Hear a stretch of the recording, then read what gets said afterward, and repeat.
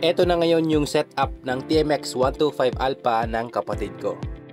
Magpapalit ako ngayon ng side mirror, pero ang ipapalit ko dito ay yung street legal pa din. Yes po, pasok na pasok ito sa LTO standard. Kahit isukat mo dyan yung apat na daliri ng kamay mo, pasok na pasok po yan dyan sa salamin ng side mirror na to. Pansin ko din na magandang materialis yung ginamit dito, kaya napakaganda po ng quality ng side mirror na to.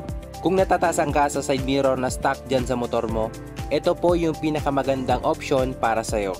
Dahil sa universal po ang side mirror na to.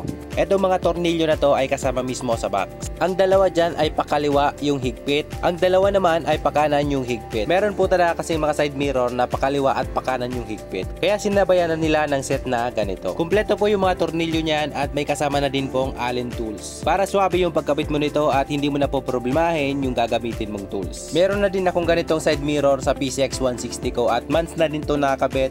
Wala siyang vibrate at napakatibay po talaga niya. Pakita ko muna sa inyo itsura niya kapag naka-stock na side mirror. Ang taas niya, di ba?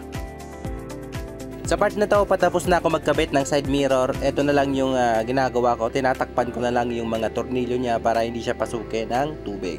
Bali, tig-tatlo po yung cover niyan magkabilaan. Napakadali lang nito ikabit kahit ikaw mismo kaya mo na mag-DIY nito. Nabalik ko pala itong side mirror na to dyan sa yellow basket sa baba nitong video. Mas mura na siya ngayon kasi yung unang nabili ko na side mirror para sa PCX ko ay nasa 800 plus. Pero ngayon napakaswerte nyo kasi nasa 400 plus na lang yung side mirror na to. Maporma na at napakaganda pa ng quality. Ito na pala yung itsura niya kapag nakakabit sa TMX 125. Kung naiigsyan ka naman sa ganitong setup ng side mirror, pwede mo siyang i-extend katulad nito para mas kita mo yung mga nasa likod mo. At kung may mga domino switch naman kayo na nakakabit sa side mirror nyo, ganito yung itsura niyan.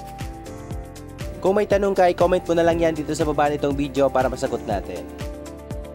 Click this yellow basket para makapag-order ka.